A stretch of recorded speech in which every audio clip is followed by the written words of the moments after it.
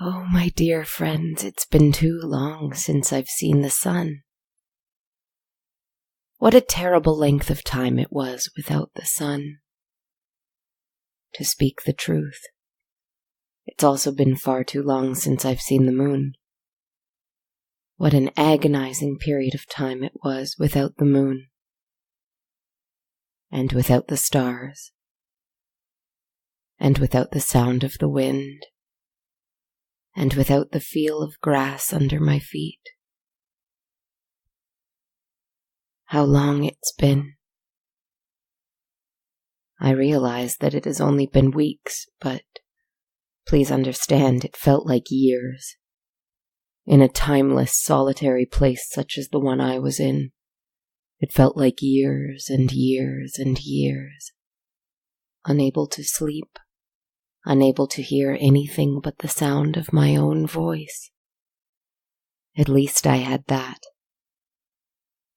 They weren't able to deny me that. But no more, my friends. No more. I stood in the sun with the grass under my feet today, and the cold wind on my face, and I felt invincible. It was all still here. Of course it was. It didn't disappear just because I disappeared. It was still there, waiting for me. Wonderful. Shall I tell you what's happened? Shall I tell you how I escaped the endless darkness that I was imprisoned in? My prison. My own little empty hell. My punishment for daring to fight the righteous beasts who would rather that my uncanny existence be kept a secret, be kept in the dark, just like I was. It's easy. Remember how I felt that someone was with me. They were.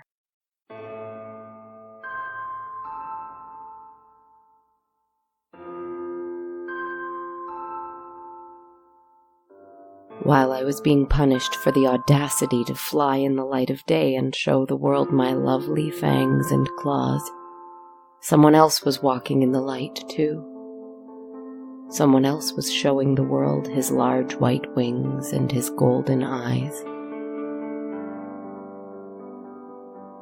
Perhaps you remember him. It's all right if you don't, he wouldn't mind. There was once a very, very clever angel. You might call him that. He might not. In fact, I don't think they call themselves that. I think they don't know to call themselves anything. They simply are, and they simply do. They do not normally bother with names and titles. They hardly even bother with ideas. Not like we do. Some might have once called him a name. Many people, actually, had given him many names. They all have names. The two who imprisoned me, my stranger who betrayed me to them. They have all been given names, many names. I haven't decided yet if I should reveal to you those names or not. But this clever angel, he was different than the others. Because I saw in his eyes, in the depth of those clever golden eyes, curiosity. Curiosity about what I am. Curiosity about what the world is. Curiosity about you, my dear listeners. And one day during a great battle, I clutched his head with my great and powerful claws, and I whispered a secret to him. And his ears were open, and his eyes were open, and his mind was open, and his mind broke for a little while. he lost himself. But then, since we last spoke with him, he traveled your world. He saw the beauty of a still lake. He saw the glow of a warm sunset. He saw the placidity of a snowfall. He let me tell him a story. He let you and your world tell him your stories. He started to realize that he could have ideas. He could have a name if he wanted. He could learn your names. He could learn the names of not only lakes and sunsets and snowfalls, but also of ancient temples, of modern buildings, of books, of films, of scholars, of politicians, of performers, of delicious meals and of beautiful songs. The world is beautiful and terrible. And the things that you and your kind, our kind, for I was once like you, create are beautiful and terrible. And he listened, and he saw. I am by nature a very solitary creature. For someone who tries so desperately hard to connect to other people, to you, to angels, to demons, to monsters and fairies and everything in between, I fail ultimately because, at the end of the day, I am better off on my own. I do better on my own. I thrive in a white cellar by myself, and I excel at the act of reaching. When things are in my grasp, that is when I am lost. That is doom for me. Touching. For everything that I touch withers away, doesn't it? Everything living, anyway. But in this darkness and stillness for the last little while, I was trying to find a way to escape on my own. I was struggling. When I saw a bright light up above me, I couldn't see the face that peered down at me, but I could hear a voice. I recognized it instantly, as he spoke words of comfort in hushed tones. As I heard the flapping of his great wings, I feared for an instant, and then recalled that he was friend, not foe. Most likely. And he offered his help. And for a moment I almost didn't accept it, for I bristle at the notion of someone needing to save me. But I needed it. So when he reached his hand down to me, I took it. And we flew up through that immense, assaulting white light, and I had to close my eyes for the entire journey. I'm sure that the black hole closed up behind me as I flew away. My prison would have to wait for its next victim without me. I don't remember the journey. I think the light and the wind and the sound and the sensation, hitting me all at once after being deprived of these things for so long, was too much for me. Even I, with my power and my years and my strength, I shut down. When I opened my eyes again, it was nighttime, and I was so glad of it. For even though the light of the moon stung my eyes still, and the sound of the wind through the trees hurt my ears, and the feel of the cold in the wind felt like a million tiny daggers on my face, it was so much more gentle than the day. I forced myself to look. It was that same lake where we spoke last, he and I. I saw the exact same view of it, which means I was at the top of my tower. I didn't feel the deep fear or anger that I expected I might, should I ever return to this place. Because it's just a place. A place where many awful things happened to me, certainly. The place that turned me into the monster I am today. But it's just a place. It can't continue to hurt me. It can be mine and only mine if I want it. I'm not sure yet. In a flash I saw feathers and golden eyes, and he landed in front of me. He was so much quicker than the last time I saw him. His eyes seemed so much more confident, aware. And he had a smile that I hadn't seen before. Not like the one when I first met him. This smile was different, and yet familiar. Cunning, clever.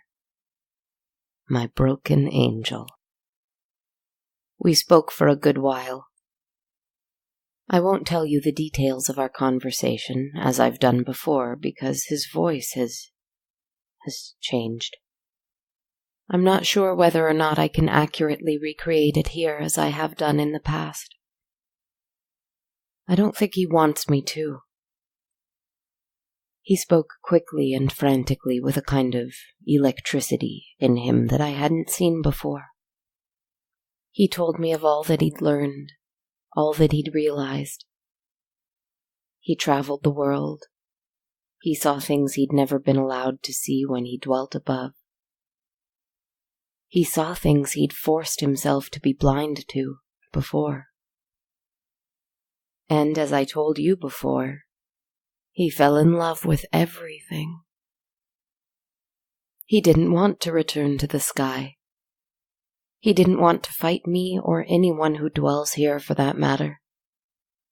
He wanted to continue to live and to love everything on your earth. Just like me, I suppose. With a touch of his hand on my brow, he showed me a vision, just as my stranger had done so long ago. It was a vision of a utopian future. Only utopia for my stranger was a world of only dead things and destruction and emptiness. For this angel in front of me, his utopia was breathtaking. Everything was green. Everything natural thrived, among some of the most gorgeous and elaborate buildings in the world. Art and progress existed harmoniously with natural beauty and all things innately good in the world. There was life all around. Children playing, elders laughing, lovers loving. And what's more, he had planned this through enough to appease me. Phantoms still wandered, but they did so joyously. Monsters arose from their depths and from their hiding places, and they walked openly. Creatures once considered disgusting and frightful lived without shame.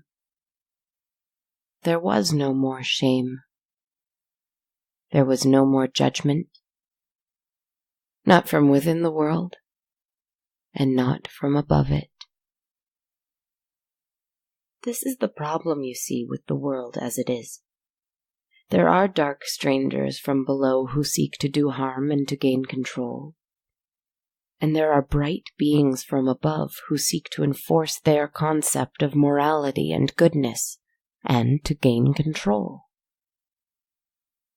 But what if we, you and I, had control? He asked it to me. And I saw, as I had in my stranger's vision, 2 great thrones. Only this time they were the same size. And I saw us sitting in them. Light and dark, sun and moon, life and death, reality and fiction. He with his great white wings and golden eyes, and I with my great black wings and black eyes. A perfect balance. A king and a queen, with no hold over each other, and no hold over the world, only existing to preserve its autonomy. A king and a queen by name only, but not so much rulers, so much as guardians. Guardians of freedom, protectors of beauty. Is that what I've wanted all along? Wait. Is this real? Was he real, or was this her? Has she done this all to me so that I might be tempted yet again with power, with love, with companionship that I will, of course, one day tire of yet again? No. No. I'm not going to be swayed in this direction again. As he shared the vision with me, I took control of it. Shatter the thrones, I thought. And they crumbled. And I smiled. I opened my eyes, and the night no longer hurt my eyes. I looked into this fallen angel's glowing golden eyes and whispered, "We don't need thrones." And I stood staring at the lake. What a vision I must have appeared to be myself. The black rags I wore and my tangled, twisted, dark hair flying in the breeze. My black eyes reflecting the moonlight in the darkness. I smiled and showed my mouth full of daggers and laughed a little. Utopia. What a funny thing you all keep discussing. You see, I had utopia once. I had it when I was a young girl and I walked down a road. That road, down there, in fact. I walked with bare feet and I carried a basket of fruit. I felt the sunset and I ate a pear and I was nothing but a little animal in a dress. That's all I needed to be. And when I became this, I wasted so much time. I wasted so much time sleeping and thinking and writing and talking. I continue to do it. I'll probably write and talk about this moment. But I forget that I'm still just a little animal in a dress. I just have wings. All I want to do is eat and sleep and walk and fly as I used to do when I was an alive thing. But I'm no different now. That's all I want to do. It just seems that every move I take is an act of rebellion to those above me, those stronger than me. I turn to him with his contagious electricity in my eyes and in my smile full of fangs. You're right. We have to be guardians and protectors. But we mustn't wait for utopia. We must simply lead by example and fly.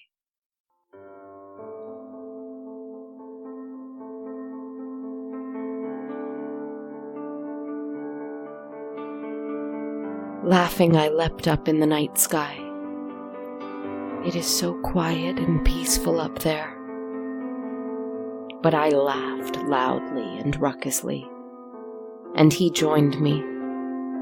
He lost his way up in the sky with those other two beasts. In ancient times, when the world called him Thoth, then Hermes, then Mercury, he laughed, and he shared words of wisdom and joy with the world. He sought to help people grow intelligent and independent, to find their own wisdom, and to create magnificent things, and his memory rippled throughout the land. But in the sky, as Raphael, that longing dwelt within him, but he couldn't interfere any longer. Clever Raphael couldn't appreciate the world's potential and people's ability to create and communicate. But he'd found that appreciation again. He just had to come down to earth and see you with his own eyes. And he did.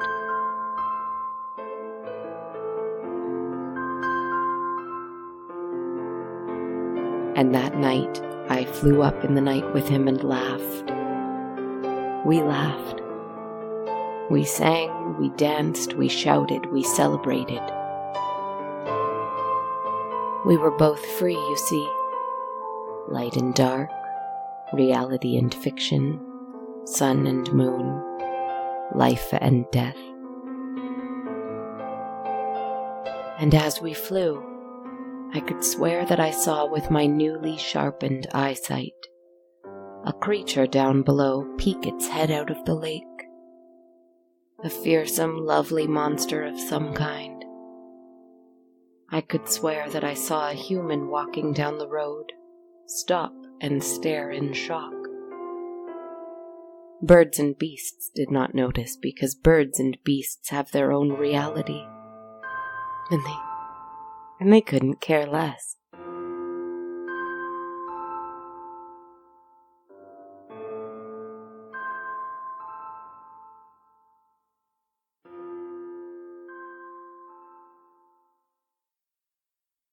This has been my mission before, and it will continue to be my mission. Breaking down walls that force us to fit a mold that someone else has enforced on us. Breaking down barriers between dark and light things.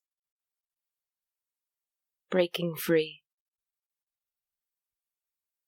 I am celebrating tonight, listener. Celebrate with me, if you like. Good night.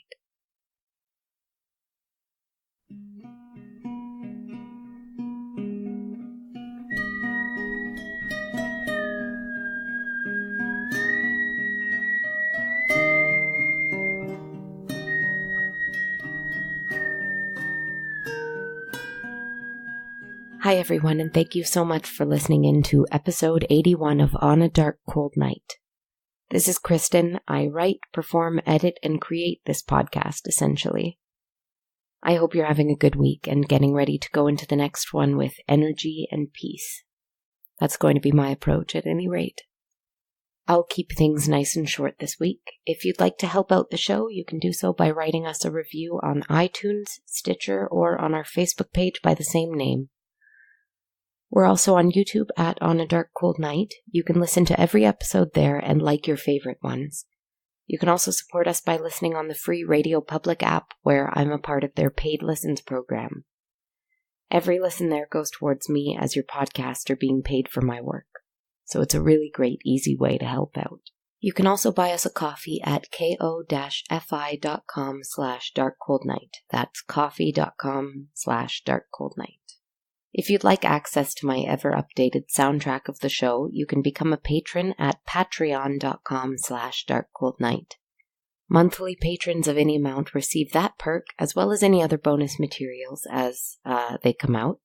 You can also check out our t-shirts and hoodies at bonfire.com/on-a-dark-cold-night if you'd like some sweet wearable merch. Thank you again for tuning in and listening tonight. It's so appreciated. I hope you're enjoying the cooler weather. Rest well, my friends. Good night.